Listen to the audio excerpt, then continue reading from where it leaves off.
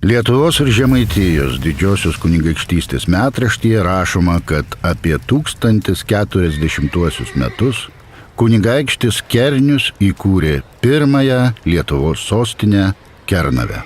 XIX amžiuje Kernavės piliakalniams sugalvoti vardai: Pilies kalnas, Mindaugo sosto piliakalnis, Lizdeikos kalnas, Aukuro kalnas. Anot legendos, čia gyvenęs vyriausias krivis Lizdeika ir su vaidilutėmis kurstęs ugnį ant Aukuro kalno. Čia aiškindavęs sapnus, sakydavęs pamokslus. Gražiausia Lizdeikos duktė buvo vaidilutė Pajauta, kurios garbiai pavadintas nuo piliakalnių papėdės nusidriekęs slėnis. 5 piliakalnių fortifikacinė sistema saugojo viduramžių miestą. Anot istorijos šaltinių, būtent čia buvo vienas svarbiausių Lietuvos valstybingumo kūrimosi centrų. Po karaliaus Mindaugo žūties iš Kernavės kunigaikštis Traidenis sugebėjo suvienyti baltiškuosius kraštus ir valdyti visą Lietuvą. Kunigaikščio rezidencija buvo įsikūrusi Aukuro kalne. Tikriausiai būtent čia kunigaikštis Traidenis pasitikdavo tarptautinės prekybos suklestėjimo pranašus iš Livonijos. Dešiniajame Neries krante įsikūrusi Kernavė tuo metu buvo svarbus miestas. Galima spėti, kad čia gyveno turtingi miestiečiai. Klestėjo prekyba, o Rygos skolų knygos teigia, čia gyvenus pirmuosius Lietuvos pirklius. Pajautos slėnio tyrinėjimai atskleidė, kad Kernavėje gyveno ne agrarinio pobūdžio, o labiau miestui būdinga amatininkų ir pirklių bendruomenė. Medinis miestas turėjo gatvių struktūrą. Tvoromis atitvertose sodybose gyveno ir iš kartos į kartą vertėsi amatininkai. Žvelgiant iš krikščioniškos Europos urbanistinių tradicijų aukštumų, miestu Kernavės nepavadinsi.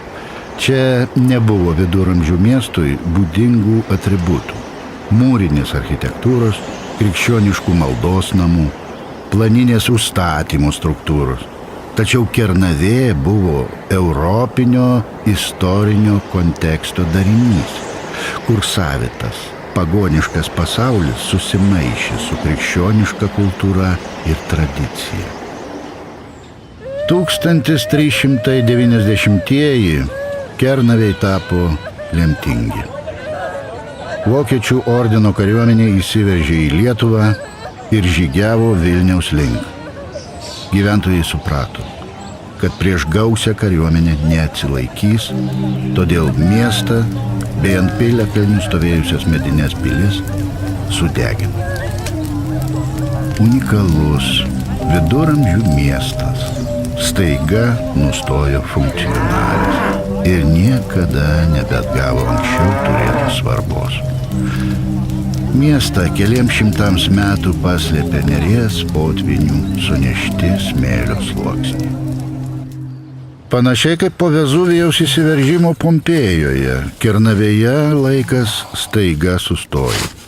Šie miestai niekada nebuvo atstatyti, todėl taip susikloščiusiems įvykiams itin dėkingi šiandienos archeologai. Kadangi tragiški įvykiai klostėsi labai greitai, po sąnašų sluoksnių liko dauguma to meto miestietišką bendruomenę iliustruojančių artefaktų. 2004 metais Kernavės kultūrinis rezervatas įrašytas į UNESCO saugomo pasaulio paveldo sąrašą, kaip objektas reprezentuojantis Baltiškojo regiono gyvenviečių raidą.